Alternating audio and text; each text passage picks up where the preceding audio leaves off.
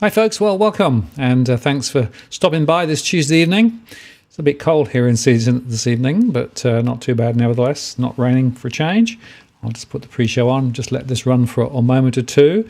I took the dogs out earlier on and of course they've gone completely to sleep now, as you can see there. They're dreaming about chasing rabbits and what have you, but not doing much else. Believe it or not, they were actually a bit more active earlier on, but they're just laying there now, so they'll probably stay there most of the evening. Obviously entranced by the thought of economics, so it should be fun.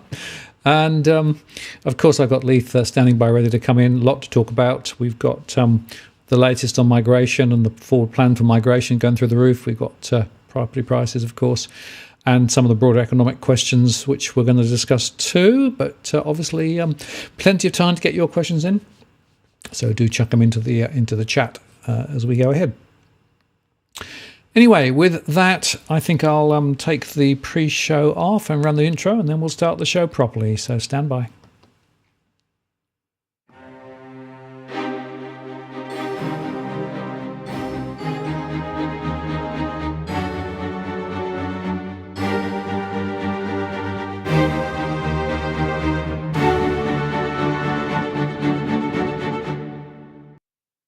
Well, good evening and welcome to this live stream.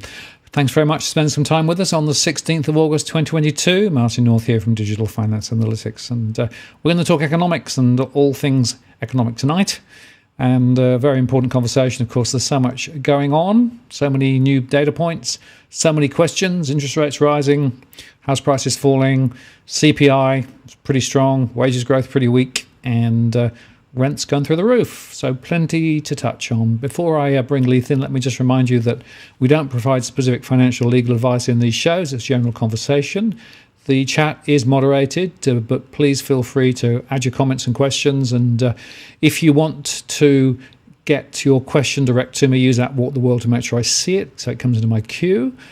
And we've also enabled Super Chat so that you can get your question top of the queue or indeed make a contribution to what we do here. We don't do this for profit. We do this because we care about the issues. So any contribution is greatly received and appreciated.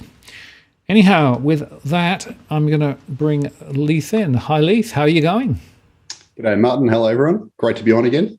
Thank you very much for coming back. And I know last time we were chatting, it was before the RBA had started its rate hiking cycle, and you were thinking 1.6 maybe, you know? Yeah. Oh, no, I think they might have done the first one. It was 0.25 then, but it was very early on, and, you know, the RBA dipped their toe in the water, did a normal rate rise of 20.25, and then straight after that, it's been bang, bang, bang, bang, bang. 50 basis points each time. And it's been a rude shock to a lot of people. Certainly interesting times, but I must admit, you know, doing what I do for a job, haven't had this much fun watching the housing market, the RBA, all the shenanigans in probably 10 years. So, as much as I think they're going too far, or they will go too far, I am enjoying it, I must admit. So, compare this to last year when we're in the middle of lockdowns in Melbourne. It was just miserable. There was nothing really I was just going through the motions a bit. It wasn't much fun. Whereas this year it's actually enjoyable. You know, you got a new government, which just means new ways they do us over. And trying to be polite. And then obviously, you got all the RBA shenanigans and the housing market and everything else. So it's just, it's been an enjoyable start to the year, I must admit. And I guess one of the interesting questions is, to what extent are the two sides of government different from each other, right? Because they seem to me to be behaving remarkably similarly in many ways. Well, in some ways, I'd argue Labor's in a lot of ways even more neoliberal than the coalition. Certainly in some ways. I know we'll talk about it later, but just like we had the highest immigration ever under Kevin Rudd, looks like Albo's going to exceed that. So he's going to bend the knee to the business lobby, et cetera, and, ramp up immigration to levels that Australia has never seen before. Because basically big business, big property, the education/migration industry wants it. And unfortunately, our weak unions are doing bugger all to push back.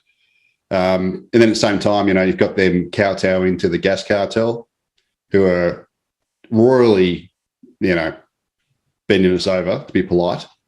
And yeah, they're great on virtue signalling, and sure, they're going to do the Anti-Corruption Commission, which is great.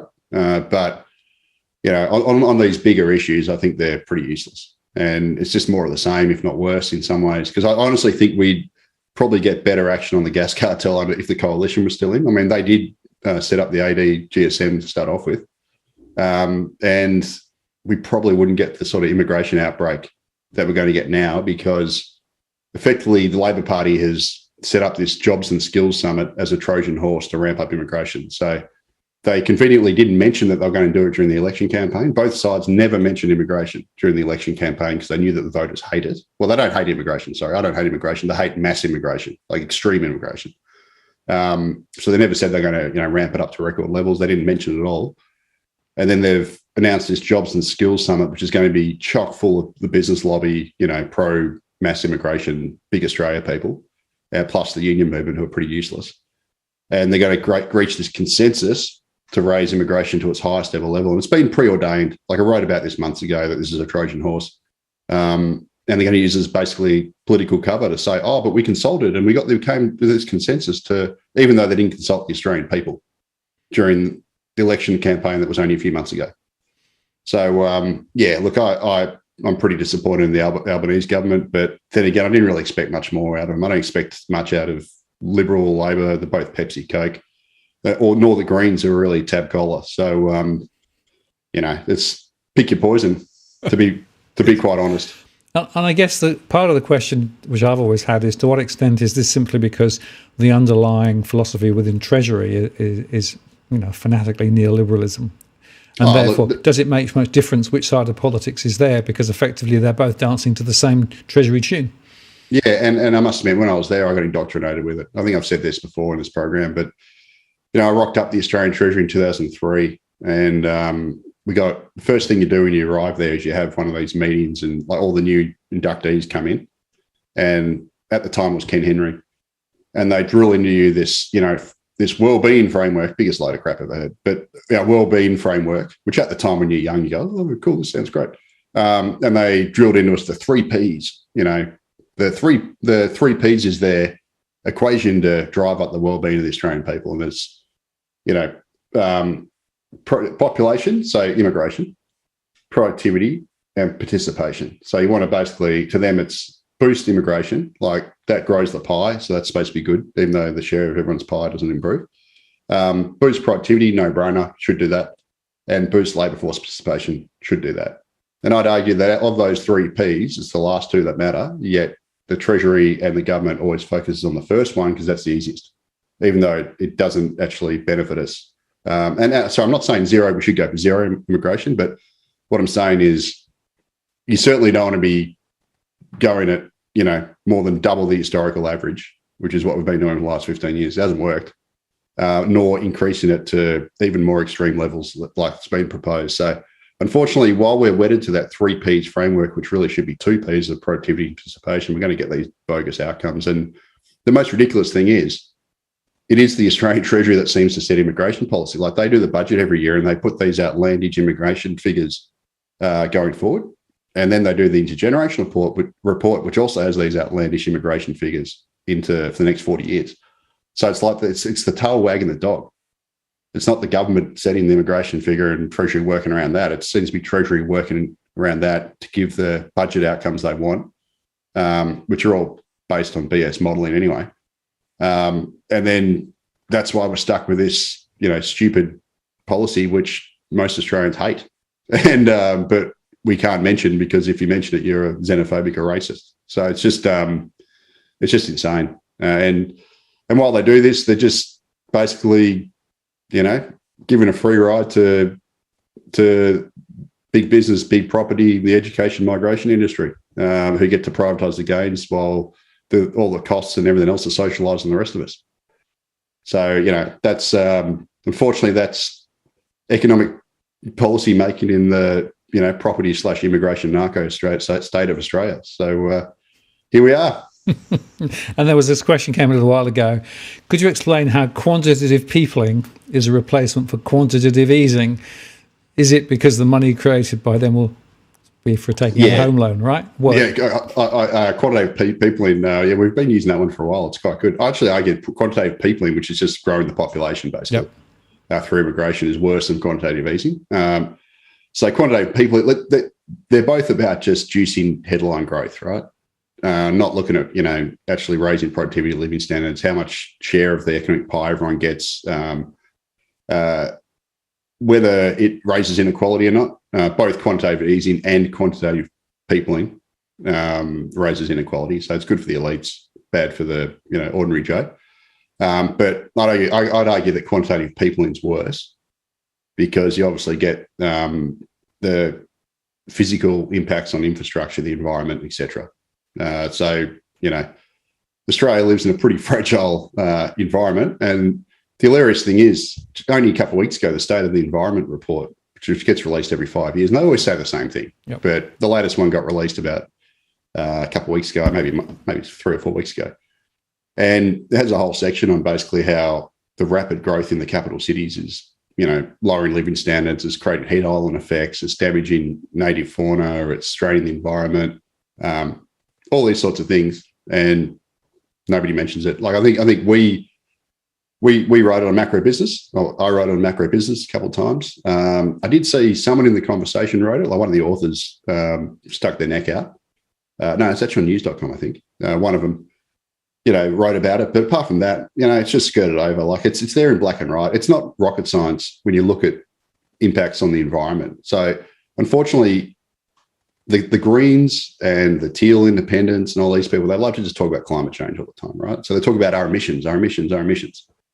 But when you look at the impacts of, big Australia, it goes way beyond emissions. It's the impact on the actual physical natural environment that is more than just your emissions. Now, obviously, if you're going to grow the number of people in Australia like a science experiment, as is projected, Australia's never going to meet its 43% emission reduction targets. You can't do it when you're growing the population by 1.5% every year. It's just not possible. But that's not the issue. That's not the big issue. The big issue is what happens to salinity, land clearing, all these other things that impact the environment a lot more than just looking at emissions. So unfortunately, all that stuff just gets swept under the rug, and everyone just talks about carbon emissions, whereas they don't talk about all the stuff that's actually in the State of the Environment report, which I'd argue is a lot more important. So and then they do that because then they can say, but emissions are a global problem. It doesn't matter where people live. If they live in Australia, well, they're not emitting carbon somewhere else, so it's a net zero. But I'd argue, well, hang on, they're still coming. Like we can only control what happens in our country. We can't control what the rest of the world does. So shouldn't we try and control that? And obviously, if you're going to double Australia's population, even if that was true, that didn't reduce global emissions, it's still going to damage our environment, which we should protect because we're custodians of Australia. But this sort of stuff just gets swept under the rug, and unfortunately, the Australian Greens is a classic. I call them the fake Greens because up until the late 1990s, they were for a stable population, and then unfortunately, once Pauline Hanson came around, they flipped, and now they don't even talk about immigration. In fact, Nick McKinn, who's their immigration minister, is the biggest pro-mass immigration guy you'll ever see. He's an open borders guy. So, if he got the reins, we'd probably have, who knows, 500,000 immigration every year. It'd be absolutely open slather. And they call themselves an environmental party. So, look, basically the big three are all fakes. You got a fake Labor Party, which doesn't represent the workers. You got a fake Liberal Party that's not liberal at all. They're just, scumbags who look after their business mates and do shady things. And you got a fake Green Party. So, unfortunately, it's cynical, but I think politically we're stuffed, to be quite honest. And, that's just the way it is, unfortunately. Sorry if you're watching at home and I've gone off a bit of a tangent. I didn't even plan to talk about this stuff, but here we are. It's just a free-flowing conversation. That's what we like. And there's a couple of implications, right? Because if, in fact, we are looking at significant migration, and, some migration's good. I'm not saying we shouldn't put a wall around the country and say nobody. But the quantum of migration and the quality of the migration is pretty important. right? Yeah, totally. And I'll just say that, often people go, you just you want, like, it's always presented as this false binary choice of zero or mega amounts. You got to have it in between stage. And up until about 2004, we had a level that was, wasn't extreme, and suddenly it just shot up, and it's been like that ever since.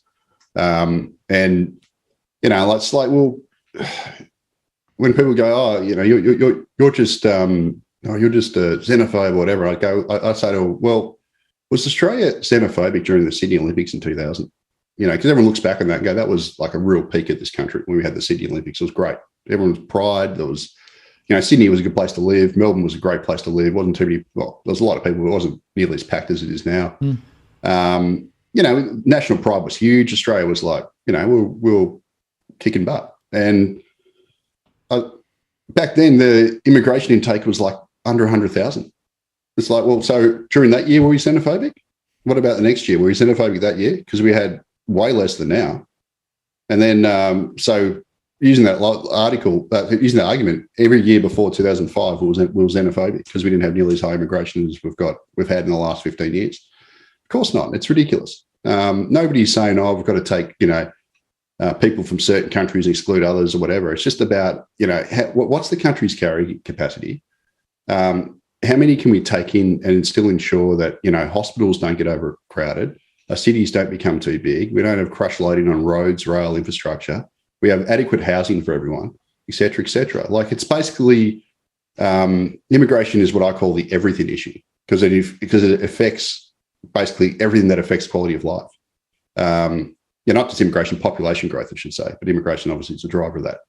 So you want to basically make sure that everything is not running too hot, so it doesn't damage all those quality of life indicators. And, I think about 100,000 a year immigration is about right for Australia. Well, that's pretty much what we had historically, up until, the mid 2000s. On average, was about 100 grand, and that'd be fine. And, we could manage that. We could absorb that over time as,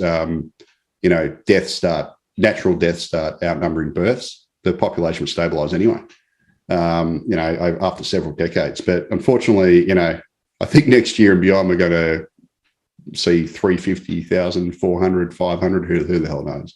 Because it's the plan that the Albanese government has flagged is going to be a ginormous intake of immigration. And that's going to have some, huge implications for the economy, for living standards, interest rates, everything, which I don't know if you want to talk about that now or, whatever, we certainly can. Well, maybe we'll come back to it in a little bit. Let me just pick up this question from Cookie because it's sort of quite relevant. If I were migrating to Australia, being near the bottom of the list, why everything is so expensive and the country is 20 years behind in investment?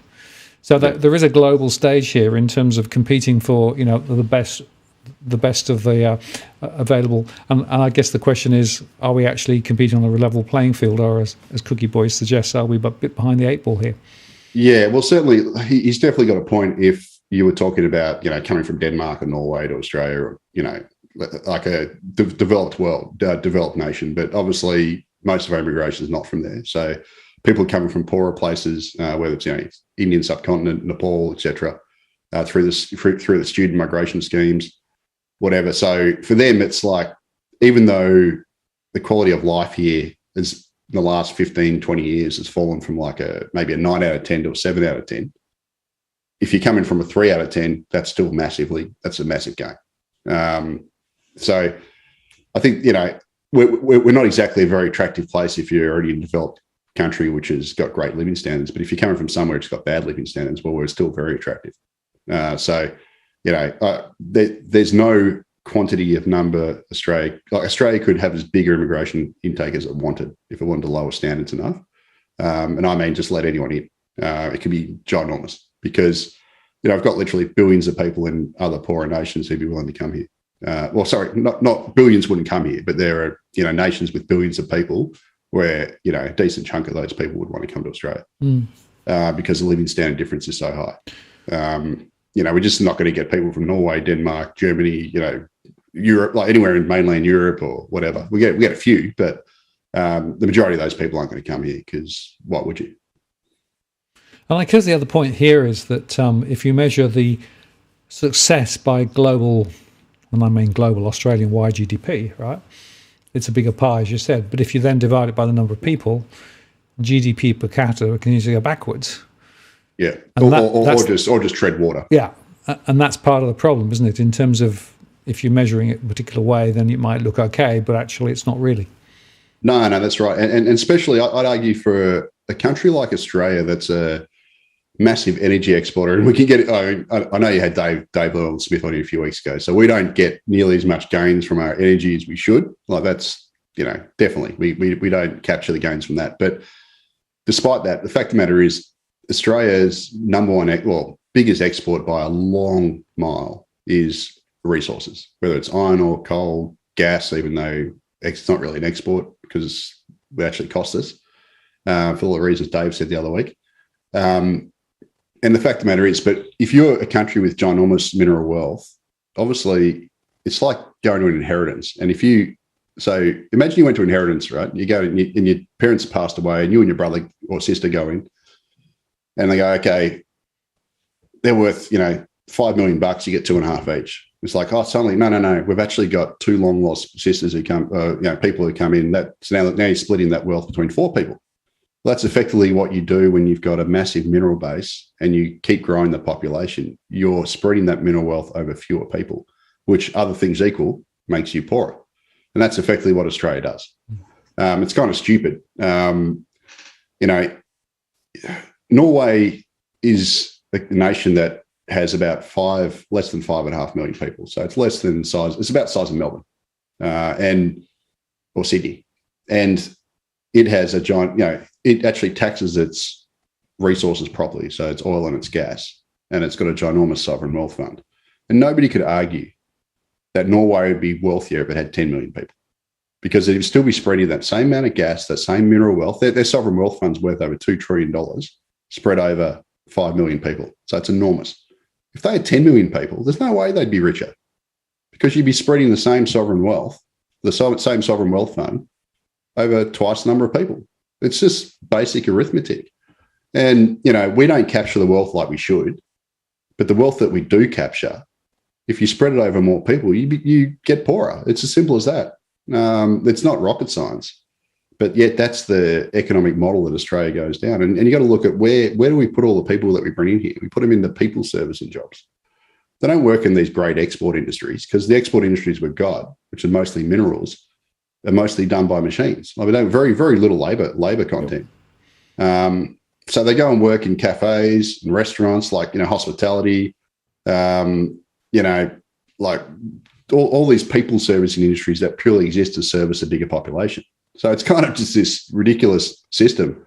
And they actually end up being net drainers, because ultimately a nation's exports pay for your imports. And if you keep putting people in these people servicing industries that don't earn any export income, but they still consume all the same imports as everyone else, well, then you're going to run bigger trade, bigger, deficits and more debt over time. So unfortunately, that's Australia's economic model, and we'd be a lot richer. Like, Australia would be way richer if we had 20 million people than if we have, about 26 million as we do currently.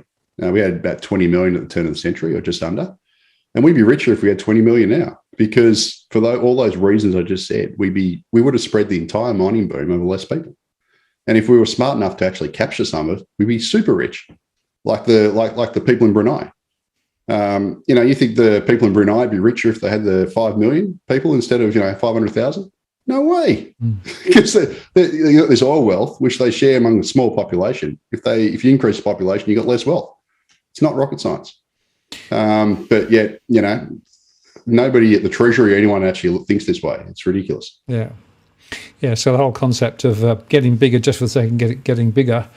It's a bit like some of the corporations who want to get bigger for the sake of getting bigger, but it doesn't actually mean that it's actually a good thing, right? But see, it does benefit. That certainly benefits those corporations. So if you're if you're a big property, big business, I'm not talking about big. It's like if you're a small business, it doesn't help you, because obviously if you got a cafe, well, you get more people. There's just more cafes open up and they compete against you. But if you're like a Coles or Woolies, one of these oligopolies that we've got, Australia's full of oligopolies. Industries, well, they do benefit from bigger population. So I think of Jerry Harvey, he's always pumping big migration. Why wouldn't you? If you've got the population growing 1.5% every year, you can do nothing, and on average, your sales would grow by 1.5% every year. you've done nothing. You're not competing harder. You're just making more bank.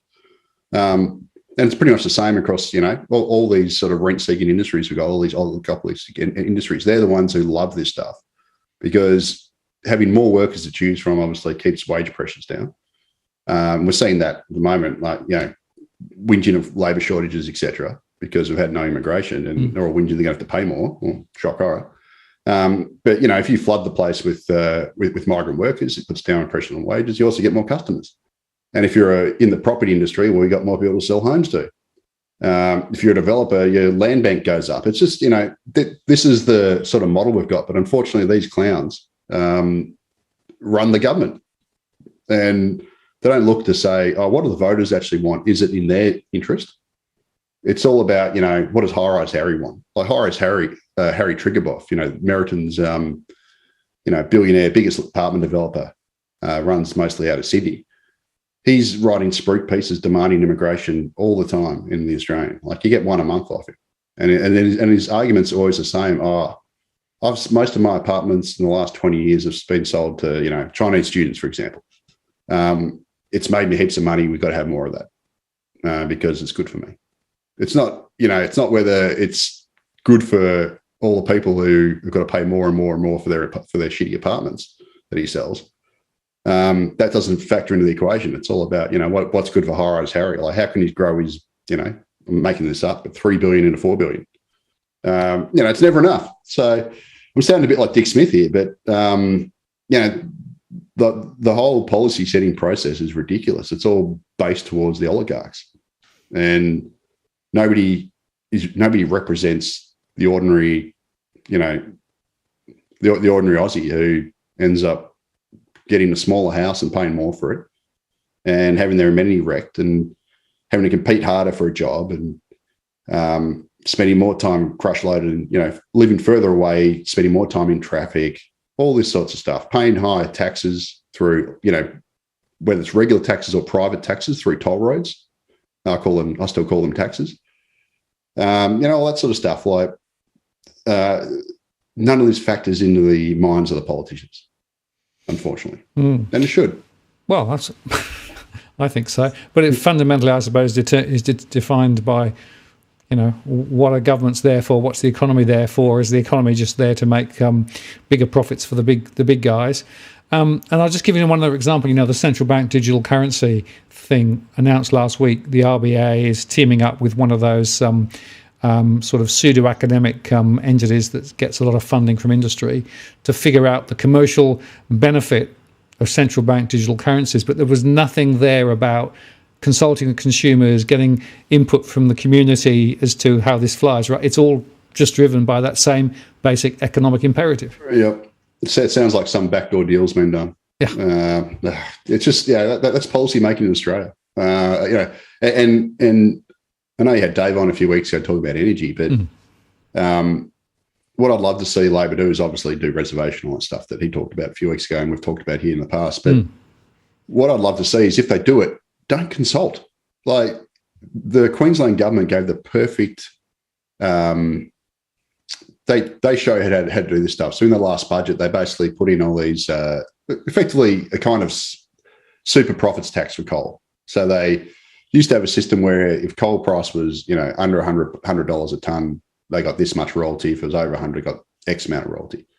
Instead, because the coal price went to $500, they did a whole bunch of sort of progressive tax steps.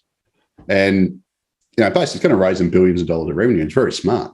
But they did it on the sly, and they just announced it out of nowhere in the state budget. And it was brilliant because they didn't try and consult the industry. They didn't give the industry time to, mount a scare campaign, to get organised, to then, get their mates at the Australian and Mineral Council and all them involved to basically shut it down.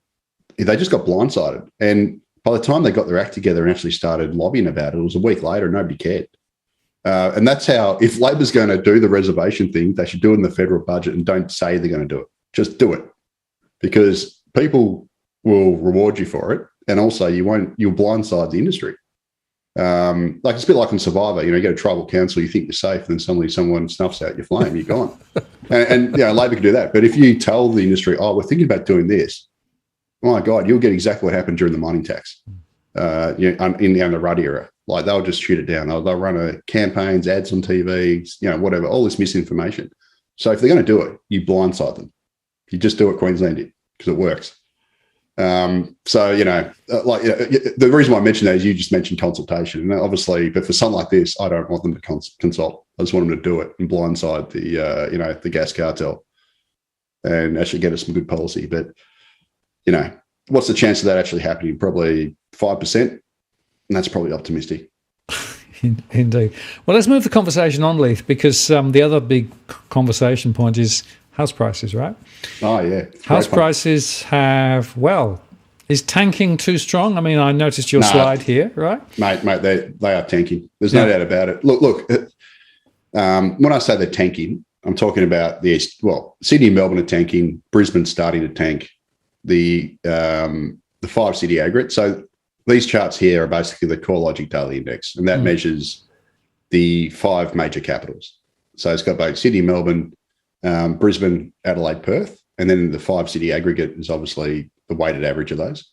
And as you can see in that chart, Sydney's now down 6.3% from its peak in mid-February, and pretty much most of that, like 6% of that's happened since the RBA's first rate cut. Melbourne's down just over 4%. Eyesight's pretty bad. I can't read that. Whereas the 5-city aggregate's down about 3.5%. Brisbane's only started falling since mid-June. That's better. Sorry, my eyes aren't that good. I should really need to get glasses. And Brisbane's only down about 1.9%, but that only started falling mid-June. So you can see that it's starting to roll, and it's been led by Sydney and Melbourne. Now it's spread to Brisbane. Adelaide and Perth is still the rate of growth is falling. I've got an article coming out about that tomorrow in MacroBusiness. The rate of growth there is falling quite sharply, but it's still positive. And you can see on the right chart there, I've done the quarterly price growth. And you can see that basically Brisbane it was already trending down, but it started falling a lot faster after the RBA's first rate hike. And Sydney, Melbourne, the 5-city aggregates, firmly negative, and they're still falling. So the rate of growth the rate of price decline is still rising. Look, it's definitely a pass the popcorn moment if you live in Sydney or Melbourne. And Brisbane had a massive 40% run up in prices over the pandemic. So they're due. And that's one of the points that people keep making to me as well. It's coming back a bit, but it's still way higher than where it was before COVID. Oh, yeah, right? Totally. Yeah. Oh, look, totally. It's got miles to look. It'd have to fall, geez, I don't know, what, 20% or something to even take us back to the pre-COVID level nationally. Because I think they went up at 25, 30%, I think, nationally. But it depends what index you use. But but obviously, if a house goes up 100%, only has to fall 50 to get back to where it was. That's just the way it works. So the falls, do more damage than the rises because you're falling from a high level. But yeah, look, it certainly is. It is tanking, and it's only a matter of time. If the RBA keeps hiking, and if you believe the financial markets or Westpac or ANZ. So Westpac and ANZ have basically tipped the cash rate to peak at about 3.25% early next year, whereas the financial markets are tipping about 3.7% by May. So we're currently at 1.85. So if you get either of those scenarios, it means that the RBA is only about halfway through its tightening cycle. And what basically has happened in the last, 4 months or so is going to happen again at about the same pace. And if the market's right, it's going to happen even more aggressively. You're going to get, you're going to get even more hikes. So what this would basically mean, so I've got a chart here. The one on the far left is the market's latest interest rate implied yield. So it's basically the latest projection. And that gets updated daily. So I don't know if the one for 16th August, i.e. today, has been uploaded yet. I pulled that down at about 3 o'clock today. But there, it tips about 3.7% by May. And the chart on the right basically extrapolates that. So if you assume that any rise in the official cash rate gets passed on the discount variable mortgage rate, which seems like a pretty good assumption, That would lift the discount variable mortgage rate to 7.05% by May, and that's against 3.45% in April this year before the first rate hike. So it's a more than doubling in about 13 months. And the table at the bottom basically shows you. So what I've done is I've got three loan sizes: $50,000, $750,000, $1 million. I've got out a mortgage calculator and put out what the monthly repayments are on a 30-year principal interest variable mortgage at 3.45%, which was its level just before the first rate hike, versus 7.05%, which is basically the market's prediction by May. And you can see that average principal interest mortgage repayments would rise by 50% if the market's, interest rate forecast comes through. So in 13 months, basically, you would have a 50% increase in mortgage repayments. And what that means in dollar terms is if you got a $500,000 mortgage, you'd be looking at paying an extra $1,100 a month. And if you got a $750,000 mortgage, it's about $1,700 a month. And obviously, $1 million mortgage is double the $500,000, so that's $2,200 a month. So we're looking at, massive increases in mortgage repayments. And effectively, the discount variable mortgage rate would be at its highest level since 2011. So you've got to go back, 11 years to basically, or by that stage, 12 years to have seen those sorts of mortgage rates. Now, people often say, oh, yeah, but it was higher, but it's higher in 2008, whatever. Yeah, it's true. But the level of household debt wasn't nearly as high. And obviously, if anyone who bought recently, that'd be a massive, massive burden. There's a rule of thumb, isn't there? Every 1% of mortgage rate is roughly a 15% increase in the monthly repayment on a typical 30-year mortgage. That's my rule of thumb, right? I think it might be 12%, but yeah, it's a lot. It's a lot, yeah. And what that also means, though, is the reverse of that means that borrowing capacity gets reduced by that amount. So effectively, if you subscribe to which I don't know how you can't, but the view that it's basically because most houses are purchased with a mortgage, right? It's mortgage credit that basically sets the house price in a lot of respects. So obviously every 1% rise in the in mortgage rates, if that equates to 11 or 12% reduction in borrowing capacity, well, that's going to reduce house prices. It has to. So in that situation, if mortgage rates do go up to 7.05%, other things equal, this is what economists like to say, hold everything else equal, you're going to get a 50% reduction in borrowing capacity.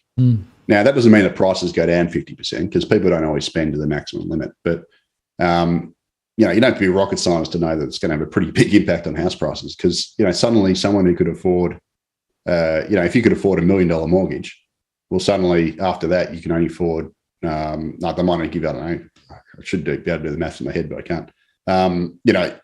You might only be able to afford like $700,000 or something. So your bid price falls because the banks won't lend you as much because you get basically repriced.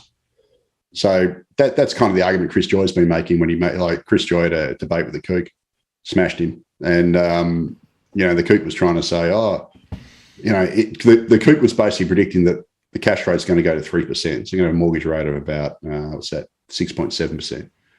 But we're only going to 7% peak to trough fall in house prices. Like, well, how's that possible when borrowing capacity is going to fall by about 40% under that scenario? It's just, I can't see how that's even possible. So anyway, look, I don't know what's going to happen. The market is crazy, but it's been right to this point. So who the hell knows? What's your call in terms of where you think it might get to? Mate. Like, honestly, before they started this, when they did the first 0.25, I thought, look, they shouldn't go above 1% rate rise because that's all they need to do. But then I was like, nah, but that's, whatever. Then I thought, maybe 1.5. And then it's just been like creeping up. They've already smashed through that. It gets down to what do you think they should do versus what do you think they will do. I think the most sensible bank commentator on this has been Gareth Ed at CBA. So Gareth Ed initially was tipping 1.35, I think, was his peak. This was at the start because that's a level he thought was enough to get you away from zero to be. He thought that'd be contractionary enough, but like a little bit contractionary, but not too contractionary. But then obviously he's ramped that up because the RBA keeps rising. Now he's now tipping like a 2.6%, but he thinks that the 2.6% peak cash rate still is way too aggressive, and that they'll be forced to cut, by mid next year anyway. I think he's probably right, but look, who knows, mate? Like trying to pick what the RBA is going to do is just like doing this.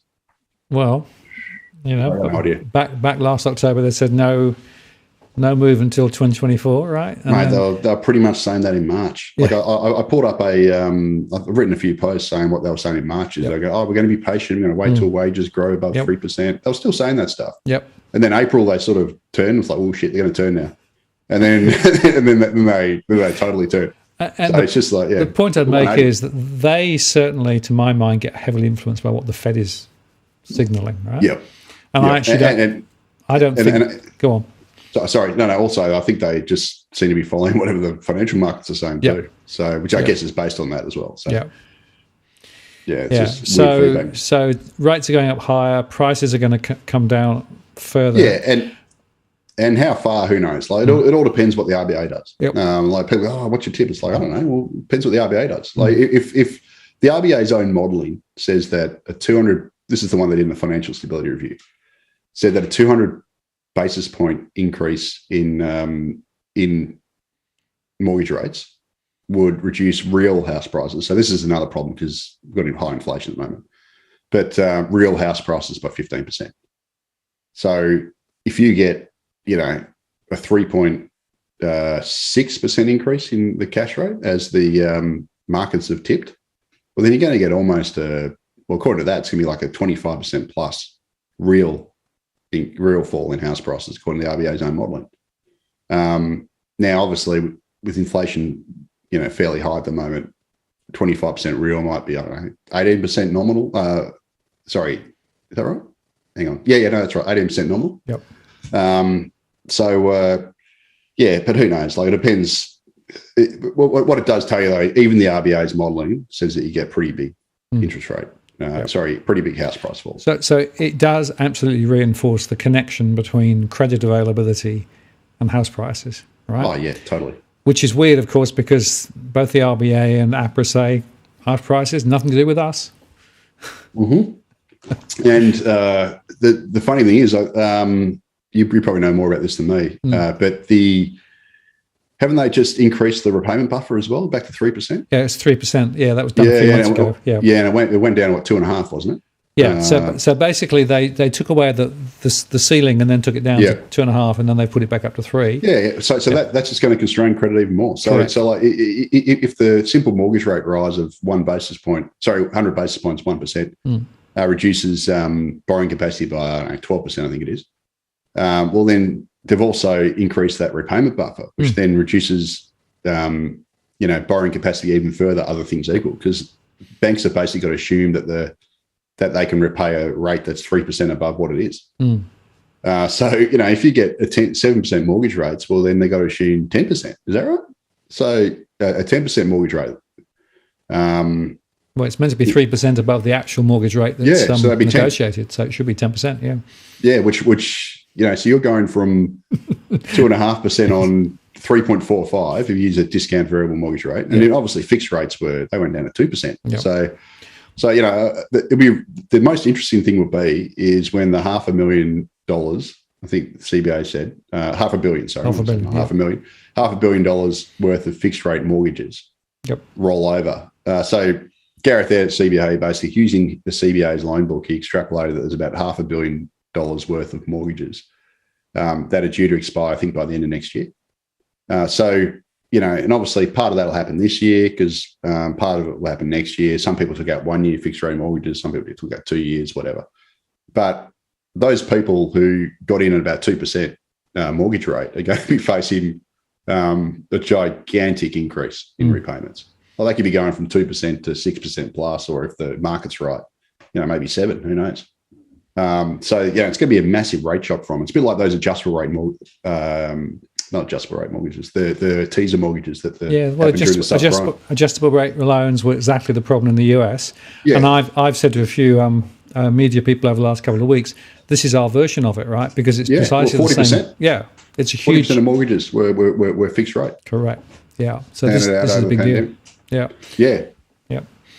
So look for me, who writes them this stuff every day. It's great. I got to say, like, yeah, look, I mean, look, I got to say, I own a house, got a mortgage like everyone else, but like most other people. But I don't care. It's just fun. Yeah, it's just like a daily pantomime. So bring it on. So this is what the RBA. This is a couple of weeks ago. They were showing the percentage change for the fixed rate loans, and 40 to 6% plus percentage change is what they're looking at, right? And there's a bit of a distribution there in terms of over the timing of it. It's a big chunk, and it's coming quite quick. Yeah, absolutely. Well, again, CBA's data, $500 billion worth of mortgages by in the next year. And when Gareth Ed first did that, it was about 6 months ago, I think. So, already 6 months in. So it's just funny because these things, when they get written, you go, oh, it's still a while away, whatever. But then suddenly, as you no doubt know, and anyone who's a bit older, time speeds up the older you get. So That's true. Like it'll be here before you know it. Yeah. And yeah. So here's my question: 250 billion buffers, right? Is the number that was trotted out by Frydenberg before the election, well before the election. The RBA governor's been quoting it for quite some time. So how does the 250 billion buffers play into this whole scenario? Well, I guess it all comes down to who has it. About a third of people have mortgages in Australia. So you look at it, a third of people are the ones who are sensitive to these interest rate rises. And of those, the ones who took out mortgages in the last couple of years are the most sensitive. And they're facing the biggest problem. Like those who sort of borrowed big to get in the market, where there was fear of missing out, etc. And I can bet you bottom dollar, those people wouldn't have big buffers. Wouldn't have big savings buffers. It's more likely to be the people who aren't in trouble anyway, or own the houses. They might own them outright, but they have very little mortgage debt. They bought them years ago.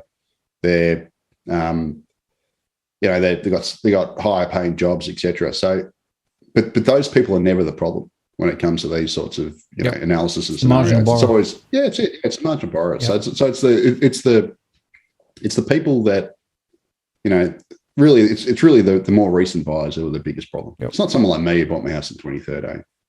A bit of an interest rate rise is slightly annoying, but it's not going to, like, I've already paid down a lot of the house. I'm a bit of, as I said last time, I'm a tightwad, shop at Aldi, all that sort of stuff. So I'm pretty well prepared for this. But but if this was Leith back in 2013, like I bought in 2013, and I faced a doubling of mortgage rates in 2014, well, then it'd be a different story.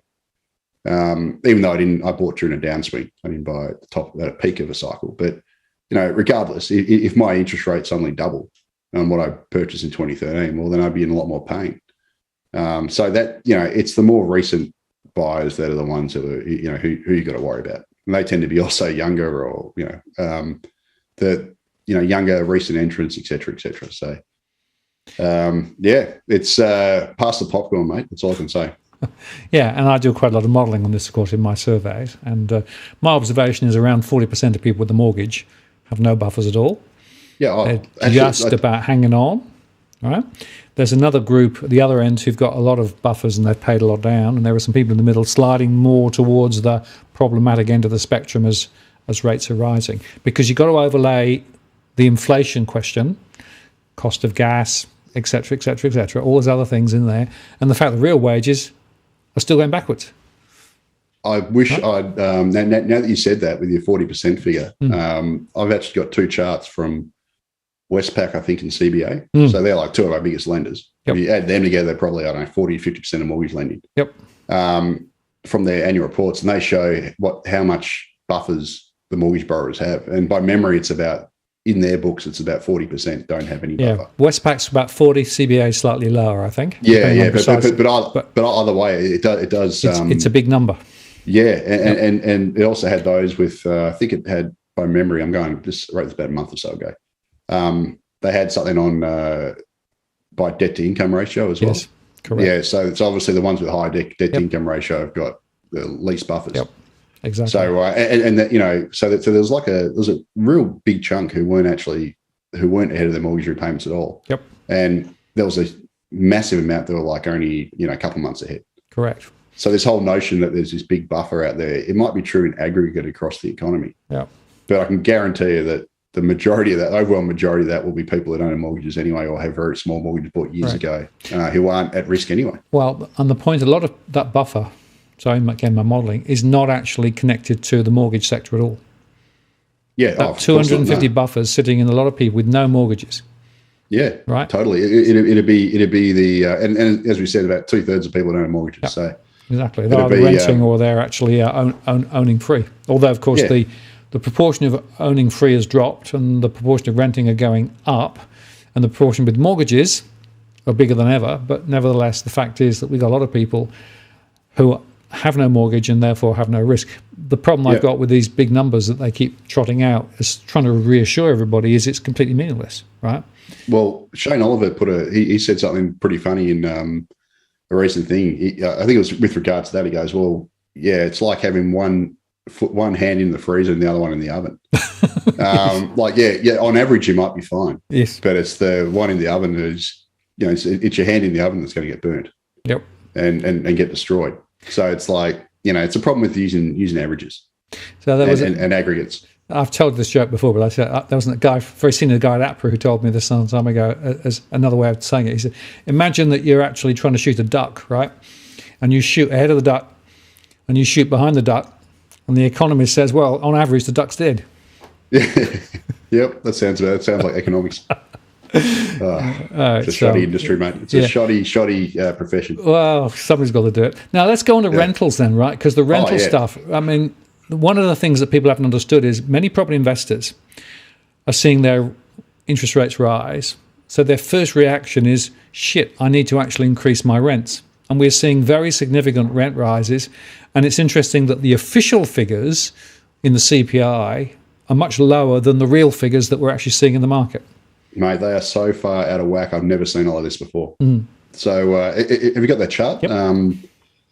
This is a cracker. So this is basically CoreLogic's snapshot of the rental market. I pulled out a report I got today. It's going up tomorrow in MacroBusiness. And what it basically shows is that the rental vacancy rate is at its lowest level on record, and 1.2% across the nation, slightly less in the regions, marginally more in the capital cities.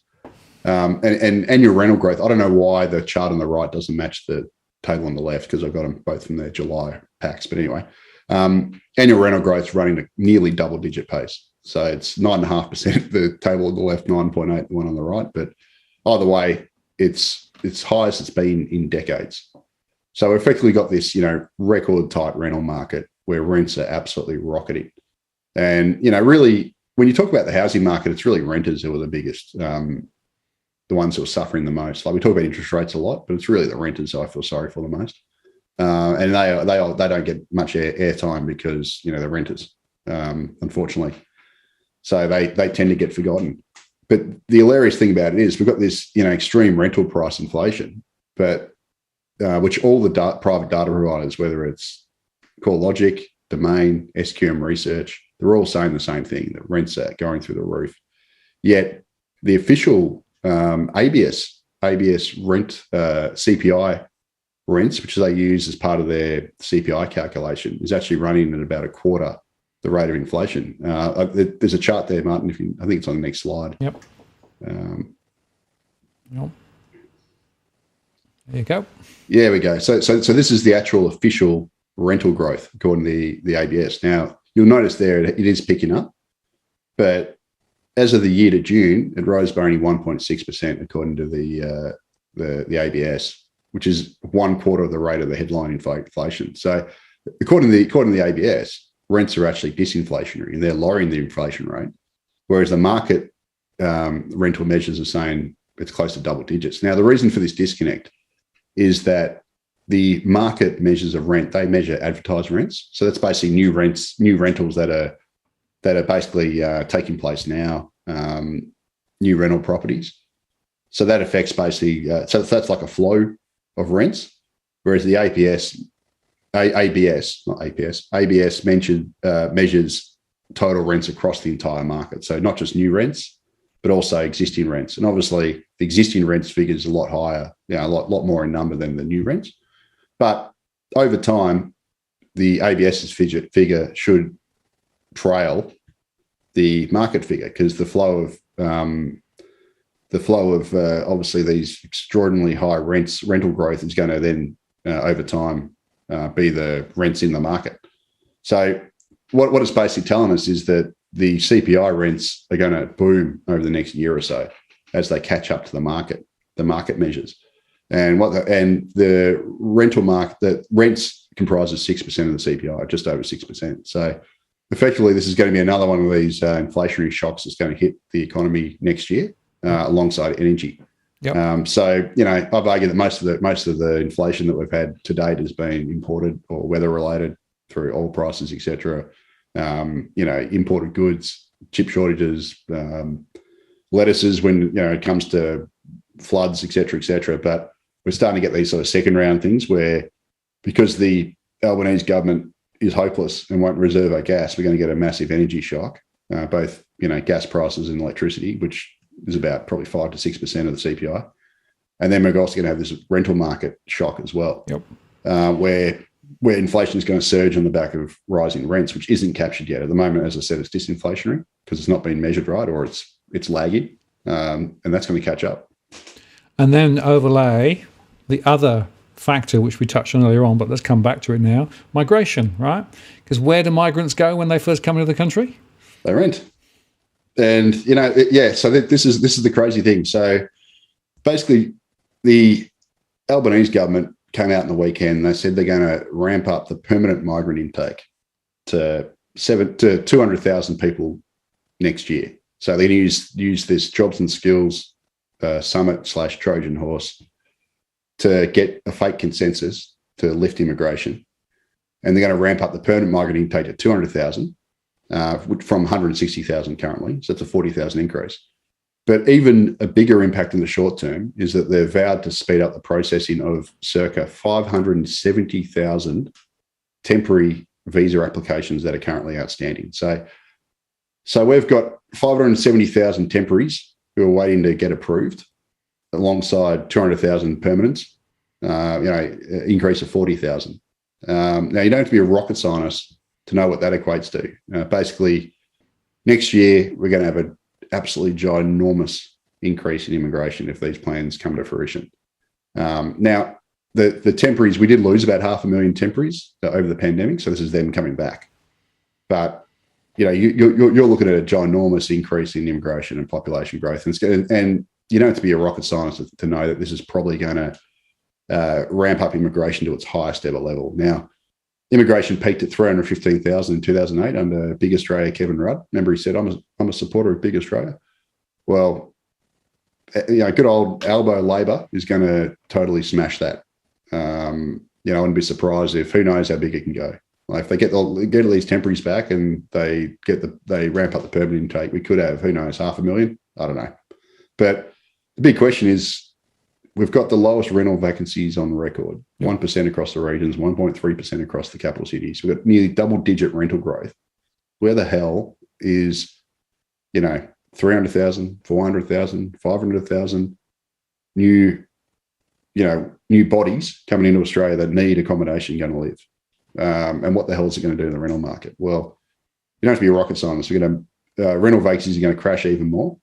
Rents are going to surge, and we're going to have a hell of a lot of homelessness, because that's basically the outcome of ramping up, Big Australia immigration to levels we've never seen before.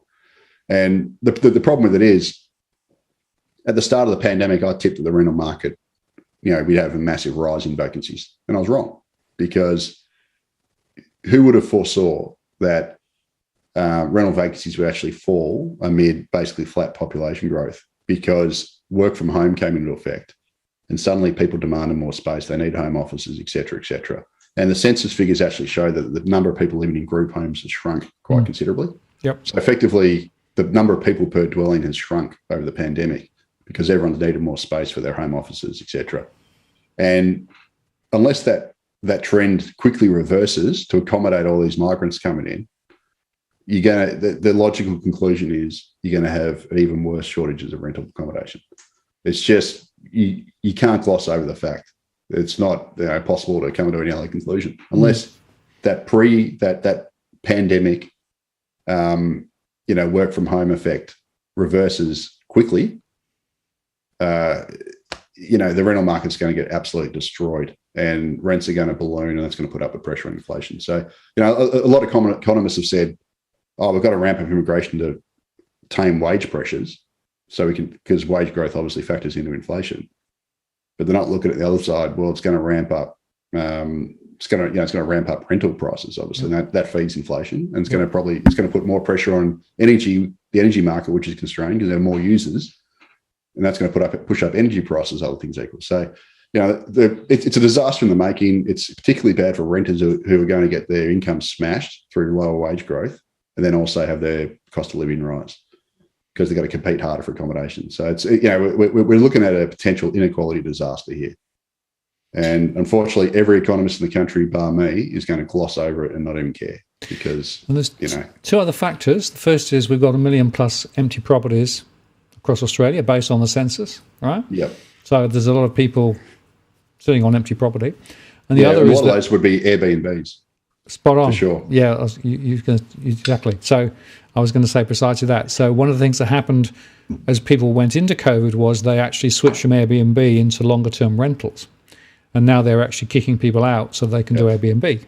Because the whole tourism market's kicked back off. Correct. So that's a factor that needs to be thought about. The other one, which is sort of in the picture too, is that the momentum in terms of rent rises is there, but many property investors have concluded that they've got a big run up in capital value because of property run up over the last 18 months to 2 years. They're seeing the capital value begin to turn back. So what they're doing is listing their properties to sell them. And that's one of the reasons why property listings have gone up dramatically in recent times. So again, in my research, quite a few of those are actually ex-investment properties. So the stock of investment properties is shrinking just at the time when we've got this crisis. Yeah, and obviously, look, usually I'd argue it doesn't matter because if an investment property becomes owner-occupied, you lose a rental property, but you have one less renter. But the problem with it is while they're on the market, they're vacant. Yep. So, so you got this friction going on. Look, that's an issue. And I'm surprised that, I would have thought that rising interest rates for investors wouldn't be so bad. I mean, obviously you got to pay more on your mortgage and that sucks. But at the same time, with rental growth so strong, any rise in rents you get tax deductible on because of negative gearing. At the same time, your rents are rocketing as well. So I would have thought that investors are actually reasonably well protected from this rising interest rate environment. It's really owner-occupiers that are going to get smashed more than anything, purely because investors have got A, tax deduction on your mortgage cost, B, your rental income surging. So nearly 10% on average across Australia. So. Well, but you've just hit a very critical point, and that is we the taxpayer will be subsidising property investors to a much bigger tune now because, of course, they're getting higher interest that they can offset. Yeah, and the worst thing about it, we're not going to see the data on it for 2 years. No, because the ATO tax statistics, I've actually stopped looking at them. Like I used to report them every year, but they're so lagged, 2 years behind. Yep. It's almost in this environment, it's almost pointless to look at them because I'm looking at, years ago when the rates were falling, and then it's not till next year we're going to get the trough of last year. So we're not going to see the impact of this for probably 3 years' time. We're going to see the full impact of it. Yep. On how much it is actually costing the taxpayer, but it's going to be huge because obviously, if you double mortgage rates, if the market's right, I mean, who knows they're right. But, let's just say mortgage rates double. You're going to get a massive, increase in negative gearing deductions, which means it's going to be subsidised by you and me. So, welcome to Australia. How good is Australia, to quote somebody, right? Yeah, that's right. I know, good old Australia. We give our gas away for free. Actually, we end up paying more for it gas that we own. Give it away for free. And then the profits go back overseas, right? Yeah, we get nothing for it. Yeah. So it's just another free kick for the capitalist class. So, is there any surprise then that consumer confidence is at recessionary levels? That's the obvious next question, isn't it? No. Well, so this is a classic chart updated today, the latest Roy Morgan figures. So basically, I've just plotted the Roy Morgan Consumer Confidence Index. Now it's released weekly, but you average out each month to give you a monthly figure. Back all the way back to pretty much its inception in the late 80s, and outside the pandemic, that brief little dip during the pandemic at the start of the lockdowns, consumer confidence is tracking its lowest level since the early 90s recession. So, well below the GFC there. The GFC is shown in 2007 and 8, you can see. So basically, confidence is already at or near recessionary levels. And the interesting thing about it is the RBA has never commenced a rate tightening cycle with consumer confidence already at such poor levels. Now, I wish I'd put this in here. I just forgot, but so I just thought of it right now. The CBA did a fantastic chart tracking it's Westpac's Consumer Sentiment Index, which is basically the same. It's just a monthly version. They track almost perfectly against household consumption. And it shows that basically household confidence leads household consumption at a really high correlation. Now, the reason why that's important is that I mentioned last time I was on here, household consumption is the biggest driver of the economy by far. So that accounts for about 55% of Australia's growth on average. So obviously, if consumer confidence is bombed and it almost perfectly or very strongly correlates with household consumption, and it should tell you that household consumption's about to tank. And if that happens, that obviously means that we're going to have a big smash. Economic growth is going to get smashed because household consumption is the key driver of economic growth. So, the latest retail sales figures at the moment have weakened a bit, discretionary stuff, but that's only back to about June. So it's very lagged. CBA's own internal data. So, like, I'm friends with Gareth Aird at CBA, and he, the head of Australian economics, and he's a really smart guy. If you want to get someone good on the show, like a good economist, get him on there. He's awesome. So he, when he took over his role, he basically got CBA to develop basically shadow data series that mirror the ABS, but are way more frequent than the ABS. And they've actually got a better sample than the ABS because they've got about 25% of the nation's bank accounts. And they obviously, screen, it's all metadata, so nobody's privacy is hacked or anything. But what their retail sale, the CBA retail sales figure or household consumption spending data is showing, and that's current to now, is that discretionary spending is now falling, which makes sense in response to rate hikes and obviously cost of living pressures. So, and I'll tell you something, because in my data, I actually map spending to mortgage stress. Yep. And you can assume, as is completely true, that those who are stressed are actually spending a lot less than those who are not stressed, right? And those without a mortgage are spending a lot more than those with a mortgage. So there's this weird non-equal distribution across households and cohorts. Yeah, and the Australian Retail Association today just came out with a survey saying that the projected Father's Day spends down about 8% on, or 7.5% on last year. Yep. And it's all gets down to cost of living concerns, and obviously households been squeezed by rising mortgage rates. So it all makes sense. I mean, obviously, if you've got a third of households who have seen their mortgage repayments already lift quite substantially, well, not a third because some are fixed, but even 25%, say, it's going to obviously, I know my place or whatever, if you're paying hundreds of dollars extra a month on your mortgage, well, that's hundreds of dollars less you can spend on other stuff, and you're going to cut back on the stuff you don't need. So, discretionary spending is always going to get hammered. Yep. I think I said non-discretionary before when I was talking, but anyway, I meant discretionary. Sorry about that. Your obviously your non-discretionary spending, which I think I said before, which I was wrong. And reverse that around, is your food and stuff you have to spend. Yep. Which has an inflation rate much higher than the average, right?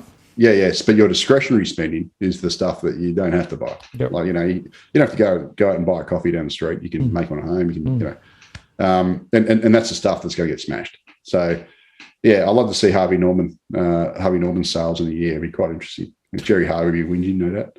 And I don't know whether you saw this. Cookie Boy sent me this a little while ago. This is actually grocery inflation in the Illawarra a few months ago, right? And they were actually up 20%, right? So these are Aldi. Yeah, you good thing. Aldi's better than some of the others, but they're big increases, and that's the point. That what I'm seeing in my data is that a lot of the households who are struggling are particularly struggling on the everyday necessities, right? And they're having to give up things and trade off, things like dental treatment versus buying food and those sorts of things. Oh, totally.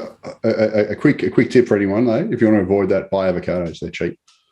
I've got an oversupply of avocados, so I've been smashing those big time. But wasn't it the smashed avocados what was meant to be the symbol of excess earlier on? Yeah. Well, I mean, if you go to a cafe and you buy a smashed avos, look, I'm such a cheapskate. I never go to cafes. I never buy my coffee out. I get Coles Express if I ever go out. It's $1. I just refuse because I just think it's a rip-off. I can make it at home. It's just, I'm one of those guys. But a bit of a curmudgeon. But what you say is 100%. Like I did my Aldi shop last night after gym, and I say it every time. I buy this 2 kilo tub of Greek yogurt. I smash Greek yogurt every morning, and love it. Have probably 4 kilos a week. Too much, but whatever. I love it. And that was $8.50 in December. I just remember these sorts of things. It's now I think it's $8 in December, and it's $9.50 now, and that's just one thing. But it's like that across the board. Milk, everything. Butter is the biggest one. Those little tiny 250 gram butters. It used to be about $1 at Aldi, or $1.20, and now they're $3.50. So, dairy for some reason has gone up. I don't know what it is, but eggs gone up, hard to get. It's just, it's pretty rampant inflation across all those sort of, I guess, basic foods and necessities. It's the way it is, but it's just life. And that's the official, the official CPI, of course, is probably understating it. Particularly, again, those people who are actually at the more stressed end of the spectrum, they're not spending money on new TVs and things which have actually come down relatively in value over time. So. Oh yeah, actually, look, that is one thing that's my father-in-law bought a 75-inch QLED Samsung TV. It's pretty awesome, actually, and got it for like $2,500. I'm like, what? Those even a year or so ago were probably $4,000. Yep. But there's only so many TVs you need. Correct. Like, that's the point. Now, just on that, the CPI is now going to go monthly from later in the year. Finally. Yeah. Although finally catching up the rest of the world. Although, if you read the methodology, it sounds as though it's not going to be hugely accurate. No, it's just going to be indicator. Yeah. But it could be good for trends. So it'll be one of those things where you still have to rely on the quarterly one to get the proper read, but you'll get might get some turning points. Yeah. But at the same time, we've got the Westpac inflation gauge. Sorry, the Melbourne Institute one. Yeah, the Melbourne Institute. Yeah, which actually pretty accurate generally, isn't it?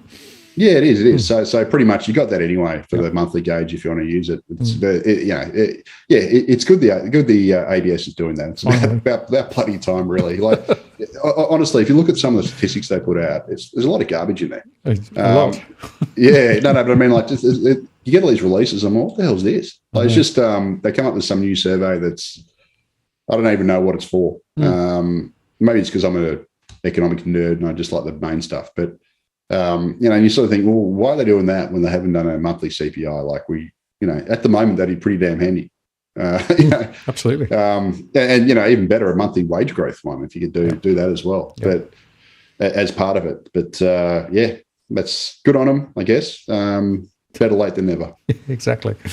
Now there was an interesting question from Jason M earlier on. I didn't put it up earlier because we were talking about other things, but he was actually talking about fusion, the energy concept, and his suggestion was, well, maybe we're getting quite close to it, but should we just leave it to the corporations to do it in the private sector? I mean, going back to this idea of leave it all to the private sector and letting on with it, right? Does that make sense? Does it not?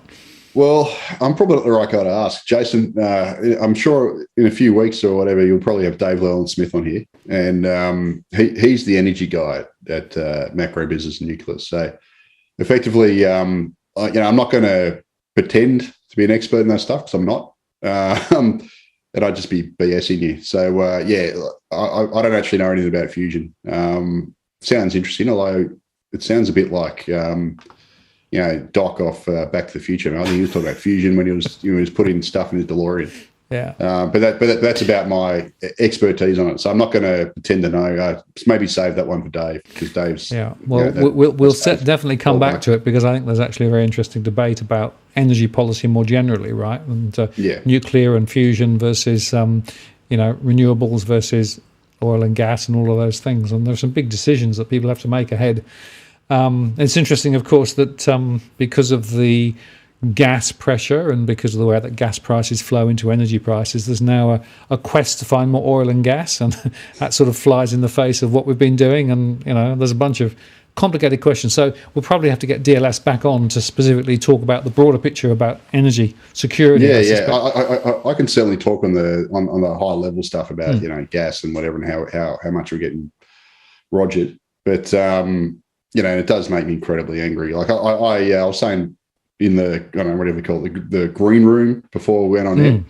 I got my gas bill in Melbourne last week, and it was $800 for 60 days. Now, I do use gas for heating a bit, and I use it for my water. That's it, like to heat my water. But I'm not the sort of guy, you can tell I'm a bit of a tightwad. So I'm not the sort of guy who just leaves my gas running all day. I don't. Use it sort of semi-sparingly, never put it on at night, don't sleep with it.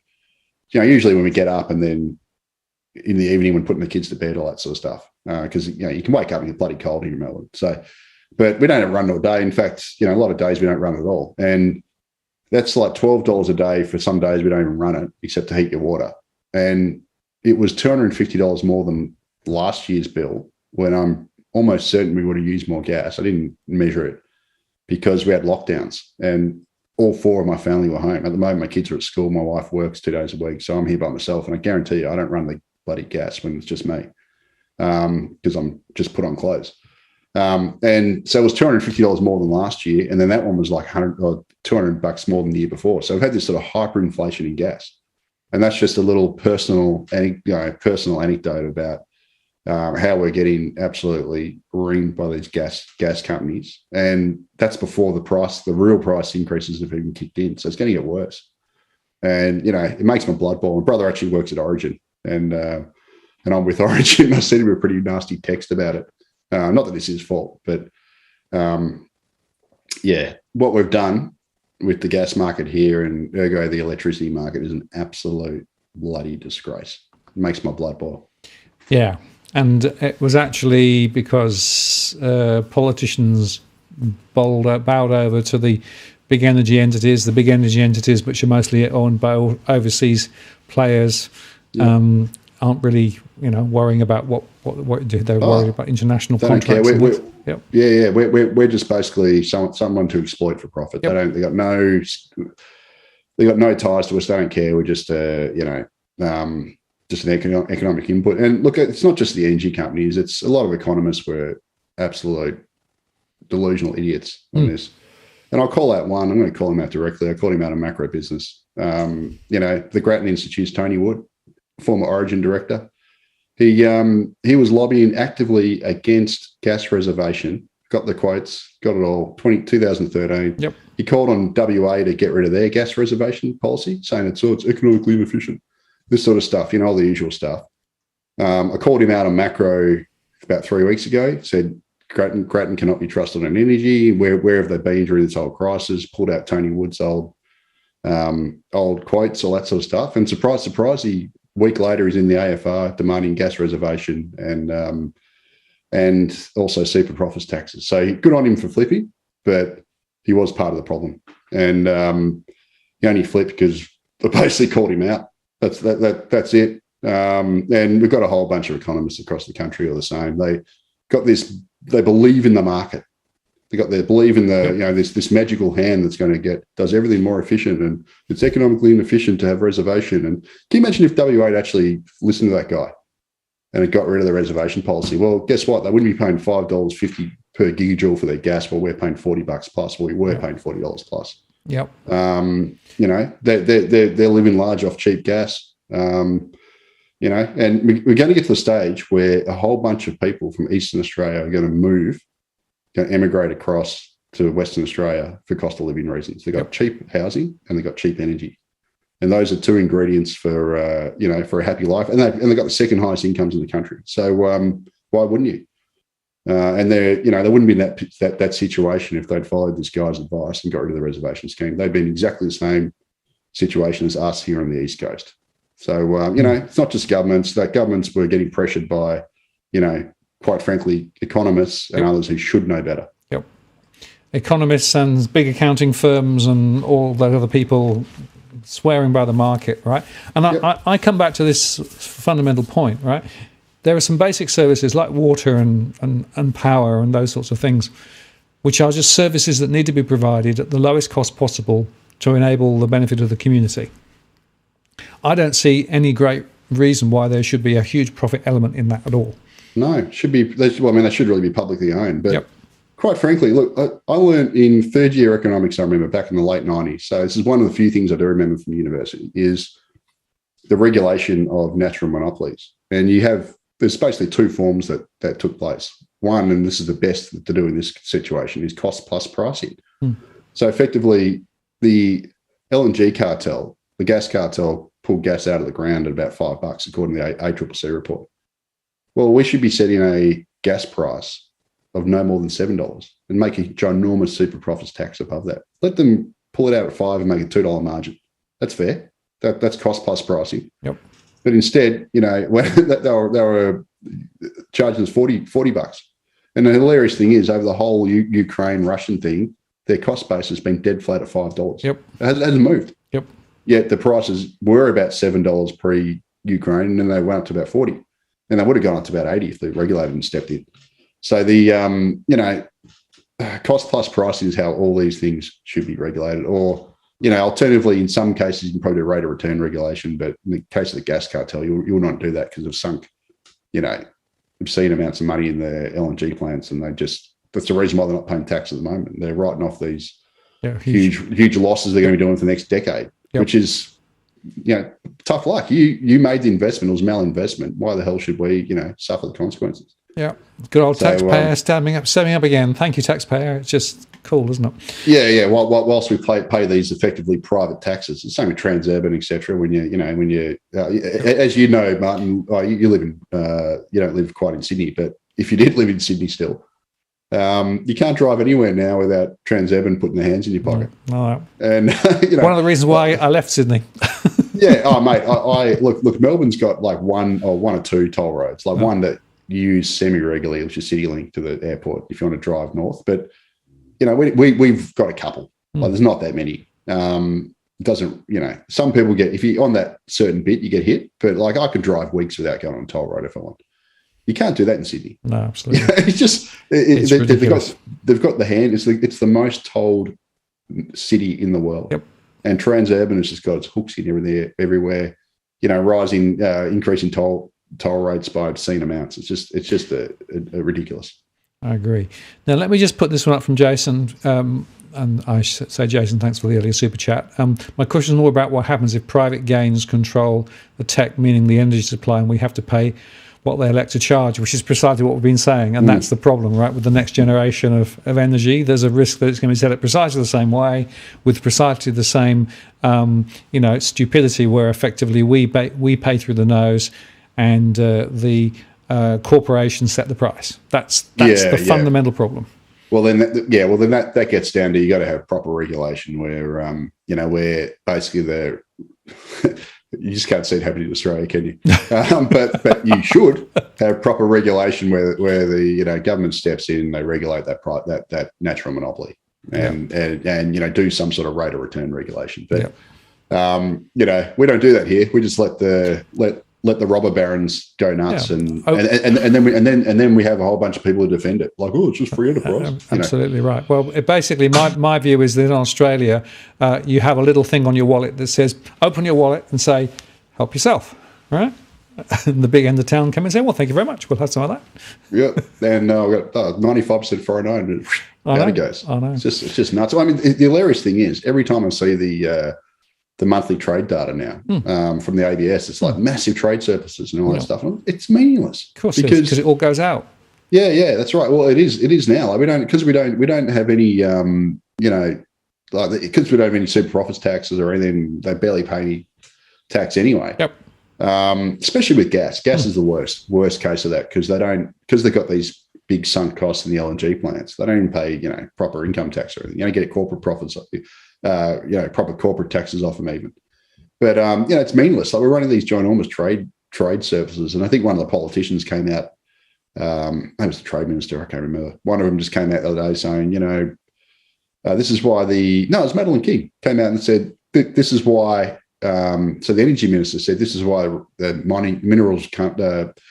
mining companies are so important to Australia because they're underpinning our living standards and wealth. I'm like, they're not because we're not getting the money from it. No. Like we're not doing a Norway where we're getting a fair share of that. So it's kind of pointless. Like I've almost stopped writing the monthly trade data up on macro because it's pointless. And if I do, I just say big surplus while we get poorer and not get any of it. Yeah. Whilst the gas bills go up and electricity bills go up. So what's the point? Like we'd actually be the gas market is so perverse that we'd be richer if someone went there with a whole bunch of C4 to those Gladstone plants and blew them all up. I mean, not obviously blow them up so there's fires that never go out, but like I sabotage them so they couldn't work. We'd suddenly be richer because we'd have this massive oversupply of gas. Yeah. Gas price would crater. We'd all be paying less because we're not getting any gains anyway. Yep. So you might as well just go and blow them up. Yep. It's just point. Like the more we export, the poorer we get. It's perverse. Right. Which is why we need to change that. Now I'm in a ranty mood tonight. Yeah, no, that's fine. Well, at least you're not caffeined up this time. I'm actually more mellow. Now, Jason actually made the point. We've all been reamed into AU due to the gas nonsense signed up by ScoMo. The gas nonsense was unacceptable. Australians, we send it to Japan. No, it's actually Labor, right? No, it's actually Labor stuff. Yeah, I was going to say goes back a long way. Yeah, look, I know people like to ScoMo sucked. The coalition sucked. But, I'm not going to go, Jason. It might have just been a mistake on your part. But I do hate when because I read this in The Guardian all the time. Like, Guardian hates anything the coalition does. They defend Labor. And they're always like, bloody ScoMo, ScoMo set us up. It's Liberals' fault for this gas. No, it's not. It was done under Labor. Like Madeleine King, who's our current energy minister, worked under Gary, what's his name? I can't remember his name, Gary something or other. And they're the ones who basically set up this system we've got now. They're the ones who decided against reservation, approved the plants, etc. All right. So by the time the plants were built, yes, it was under the coalition, but the system had already been set up. So it was actually Labor who started this mess. Coalition perpetuated it. To coalition's credit, they at least set up the domestic gas reservation mechanism a couple of years back. They haven't used it, but they at least set it up. And now Labor's inherited the mess again. So, look, both sides are freaking suck on this issue. They're both culpable. They're both responsible. But I do get annoyed when people go, it's just bloody ScoMo. It's not. Labor started this mess and Labor got to fix it. And I'd argue that it's a much more structural issue than just one Prime Minister, right? It's a fundamental set of philosophies that have actually been in place for at least the last 20 years. Yeah, and this is why. Like I only get fired up about it because I hate both sides. So right, so I and Joe, I'm sorry, Joe, I'm not going to go at you, mate, because you're probably not like this at all. But it's just but often people you meet, they're like you're a pro Labor guy, you're a pro Liberal guy, and they treat it like football. It's like, that's my team. It's like they both suck. Yep. So it's just they're actually on the same team. Yeah, it's Pepsi and Coke. It's almost the same ingredients, slightly different formulation, but they're almost the same. So it's just they're both corrupt. They're both and the thing about it is Labor set it up, but I'm sure I can't remember what happened at the time because it was like you often forget what the opposition say at the time, but I'm sure the coalition was pressuring Labor not against reservation as well. So they're both culpable. Yep. So you didn't have anyone stand up in the national interest. Luckily, the WA government was smart enough to do it. And now look at them. They're laughing at $5.50 flat gas price. It'll be a whole crisis, and we're getting reamed. Yep. So, it makes me always want to pack up. If WA wasn't so far away, I'd consider it, but I'm not moving there. It's just too far. Yeah, absolutely. Now, just before we go, one last slide which you had, which I just want to touch on, the immigration, migration, net arrivals, right? It's worth just highlighting all of this conversation about rentals and lack of supply. This is in a situation where net arrivals are still well below where they were previously. Yeah, totally. So this data came out today. Well, the net permanent long-term arrivals data came out today. And what I've done here is I've basically, this isn't fresh data, I've tracked it against the official net overseas migration numbers. So that the quarterly net overseas migration numbers are in blue. I've turned the net permanent long-terms into quarterly data, and that's in red. The net permanent long-term migration data leads the net overseas by about 6 months, because we've only got data up to December for net overseas migration. But regardless, they're both showing that effectively immigration's yet to rebound.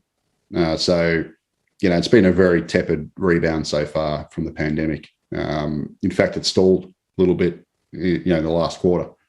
And so, this is all backward looking to June. So, immigration hasn't rebooted yet. It's still very low. And because of that, we're probably going to have a good labour market print. Sorry, not just because of that. I mean, immigration doesn't set the labour market on its own, but the fact that labour supply is still not growing quickly for immigration means that unemployment's going to remain very tight, other things equal. But of course, again, September 1 and 2, but the Jobs and Skills Summit, the Trojan horse, where, we're going to have basically lobbyists from left, right and centre, the accountancy lobby, the property lobby, all the business lobbies, all the hospitality industry, everyone demanding the biggest rise in immigration in the nation's history. And the unions, unfortunately, aren't pushing back. They've just, gone for trinkets or, promise some vague promise that to boost training. So they're going to rubber stamp it. And so come the budget in October, we're going to have, huge increase in the permanent migrant intake, and on top of that, Labor's vowed to let those 500,000 temporaries back in stat. So I can't see it staying low for long. I think next year we're going to have the way it's shaping up, we could have the biggest immigration boom ever, provided they still want to come here. And of course, the implication of that is that wages growth will be very, very anemic as a result of this, right? Yeah. So unfortunately, obviously real wages have gone back. I wish I put that chart in here too. Oh man, I got so many charts I could have put in here. But anyway, so basically, there was a great one done by Alex Joyner from IFM. He's the chief economist there, and he put one up on Twitter, and I posted it the other day. It was just great. He basically grabbed the wages growth that we've had up until March. The June figures come out tomorrow. And then he's extrapolated the statement of monetary policy from the RBA's projections. And what it shows is that real wages are going to fall back to 2011 levels if the RBA's forecasts come right. So we've got this situation, because inflation's high, wage growth still crap, still below 3%. Tomorrow it's probably going to come in at 2.7% annual if you go by the CBA's data. Real wages are going back real quick. And obviously, if you're going to ramp up immigration massively and have labour supply boom, that's going to raise unemployment, other things equal, and it's going to mean that there's less pressure to on wage growth. So it's going to remain. It's going to be basically what we had the last 10 years, where we had constant high labour supply, unemployment elevated, and low wage growth. So we're going to just repeat the same lost decade we had last decade. It's great for the elites, great for big property, big business, the education migration industry, like universities who sell to international students, all that sort of stuff. Not so good for the average Joe who has to, see their wages shot while their housing costs go up, and obviously livability indicators suck. So 10,000 student migrant applications a week coming into the universities at the moment. Yeah, I'm not surprised, but surprisingly, I'm going to post this tomorrow. That net overseas, that permanent long-term arrivals data that came out today from the ABS actually shows that it's stalled. So it hasn't rebounded at all, the international student arrivals. It's rebounded a little bit, but it's way below where its pre-COVID level. So those have yet to rebound yet too. Now, again, if we take the Albanese government at its word, next year it's going to come back big time. Yep. So, enjoy it's the calm before the storm, really, is what I'm saying right now. And, I think next year and the weird thing is they could potentially ramp up immigration to record levels at the same time as the economy's getting smashed by RBA rate hikes. So we could end up effectively into a recession. Yeah, that's right, into a recession. But if you juice up population growth enough, you might avoid a recession like we did in 2008 just by quantitative peopling. Yep. So the overall pie of the economy stays the same, but the per capita pie shrinks. Yep. So you effectively got a per capita recession. Yeah. But so your wages will continue to be devalued, right? Yeah, the value of your property will continue to go down, right? And per capita GDP could shrink. Absolutely. But the overall pie, just because you got weight of numbers coming in. Correct. And that's my theory is that's what they're banking on. Oh yeah, and that's basically been the Treasury's policy for their 3 Ps framework. As I said earlier, the only two Ps that matter are participation, productivity. Those actually grow living standards, but productivity the most. Like participation, you're working harder. In fact, you're working more hours. And that boosts living standards, but you're still working harder. Productivity is the only sort of free lunch you get. Yep. But the population growth just grows the pie. It doesn't give everyone a greater share of the pie.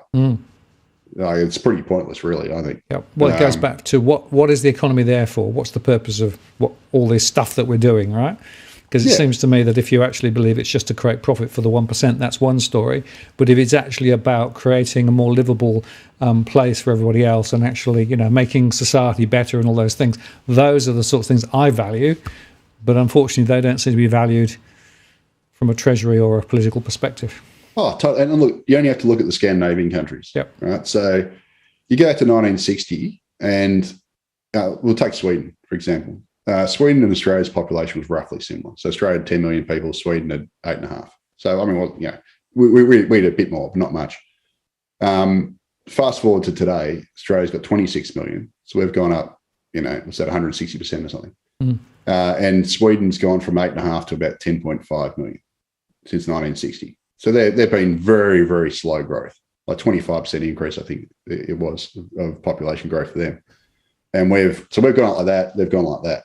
Well, it's like, I know they're a smaller country in size, in geography, but it's like this, and Norway, Denmark, Finland are all the same. They're all about the same population growth, about 25% over, what's that, about 60 years versus our 150%, roughly. It's like they've gotten by just fine. And in fact, they've got the highest living standards in the world without running on this stupid population Ponzi policy. Now, I wouldn't for a second say that our population should have stayed at, 10 million or whatever from 1960, because we were too small then, couldn't defend ourselves, blah, blah, blah. But I think we passed the ideal level probably, 20 years ago, really, to be honest with you, when the population was about 20 million at the turn of the century. And it's sort of got to the stage now where we're getting diseconomies of scale. Yep. Especially if you live in Sydney or Melbourne. I mean, you've lived in Sydney. I live in Melbourne. Melbourne was a lot better at 4 million people than it is at 5 million. Well, the travel times are a lot more extended than previously. The cost of getting around is a lot more. There's a bunch of reasons to suggest that it's less livable now than previously, and that's my point, really. That if the real objective of all this is just to make more money for the 1%, why do we bother, right? Exactly. There's a different set of imperatives and objectives, which is creating this livability and those sorts of things, which actually I think are more important. But that's totally. Politically not necessarily mainstream, but I still think it's pretty important. No, mate, it's 100%. But unfortunately, I think most people view it that way. And certainly, if you look at the opinion polls on, there's a whole bunch of them came out last year. I'm talking about the immigration issue here. It's not just that. It's on. It relates to everything, isn't it? Yeah. But the problem is, it's those that pull the leader strings. Are again those 3: big property, big business, big property. Yep. The education, migration. I'm adding them now because they're now one of them. Yeah, you should absolutely add them. Yeah. They're mate, I can't stand them now. I've become anti-university now. I went to uni and all that, but it's to see the way they behave now, Yep. how the standards have dropped, how it's just become this. That the university vice chancellors now are like the worst CEOs now, like the most profit hungry. Well, they're being driven the CEOs. same way. They're actually thinking about units of production. Yep. Nothing about quality of production. And No. It's not about like higher learning now. No. It's just about how high you're earning. It's just a joke. So and I speak to young people who. I do boxing, so I've got like boxing's a young man's game. I'm like one of the old farts in there now. But you speak to a lot of guys also going through university, so guys and girls who are going through university. I talk about this stuff to them, and man, like the crap they got to put up with at university now is nothing like it was for me in the mid '90s. Like you talk to them about every assignment now is pretty much a group assignment where it's the same exactly what you think. You get paired up with a couple, people who don't speak English, whatever. And they got to basically do all the work because, and if they go and complain, the lecturers go, well, you got to learn how to work in a team. I'm telling you, I didn't do one assignment through my whole bloody 4 years of university in a group, or maybe one, but it wasn't really marked properly. It was like a thing. No, it was all done individually, and but now it's because they got to carry through. It's just the standards have just been trashed. Aggregate marks and making sure you actually hit the numbers. Leith, we're running well over time. I want to say thank you very much for your sharing your thoughts, Leith. Really appreciate it on the charts and everything. If people want to read more of your stuff, where do they go? Yeah, so just go to macrobusiness.com.au is where I post stuff daily. I got to warn you, though, I've been hitting the property market pretty hard at the moment because I'm just sort of doing a real-time train wreck on it. I just enjoy it. It's fun. And look, I blame the readers as well because I guarantee you that one that goes up at midnight every night is the most read article a day. So it's just like, hey, where there's a demand, there's a supply. That's economics 101 for you. But so I write about all sorts of stuff. I've been hitting the immigration issue hard. Obviously, properties is a staple. All sorts of stuff. Dave, my partner in crime, writes a lot on energy and markets. He's got a lot of good coverage on energy. After basically toiling away for 10 years for no reward, he's finally getting his day in the sun. And you also cover New Zealand as well, because I find that's right. My New Zealand post and yours on macro, they both do quite well, right? Yeah, they do. They do. Actually, I didn't do one today. I do a couple a week, and surprisingly, I don't know if I should say this, but a couple of probably if I had to pick our top 20 articles of all time on macro business, I reckon six of them would be New Zealand. Wow. So they're incredibly popular. I don't know. I've got a lot of closet Kiwi fans. So and I just find New Zealand fascinating because they're I think it's a petri dish. Banks. It's a petri dish, right? And I think they're just ahead of us by about a few months. So, well, they're ahead and they're behind. So they started hiking rates in November, but they're more fixed rate than us. Yeah, correct. So we're kind of more sensitive to rate rises, but they started way early. And they've got same banking system, similar kind of setup. Like their market's probably even more overvalued than ours. Yes, it's nuts. But they've got like a Sydney, which is their Auckland. So here Sydney's the most expensive market by a mile, and then Melbourne. They don't really have a Melbourne, but so Auckland's their Sydney. So there's all these parallels you can draw. It's just interesting. So I write about New Zealand a lot. Just macrobusiness.com.au. Write there daily. Also do podcasts and work with the Nucleus Wealth guys and girls. On podcasts with them every couple of weeks. We've got one coming up soon. Just doing the same thing I've been doing for 10 years, basically. So, but as you say, quite exciting times at the moment. And I think you and I are both having quite a lot of fun at the moment in a sort of weird way because of all these developments and how fast things are moving, all the data and everything. So it's quite an exciting time to be in the middle of it. Oh, it's fantastic. Look, anyone who's watched it here knows who I am anyway, probably. So you probably know where to get me. So it's, I'm preaching to the choir. Well, thank you very much. Enjoyed it as always, and you must come back again another time, and we'll take the conversation further. So, thank you very much. I'm going to take you offline now. Have a good evening, and thanks very much, everyone. Close the show. See you later, Leith. So there you are, folks. I hope you found that useful. Very interesting conversation. Always love what Leith has to say. I will just make this point.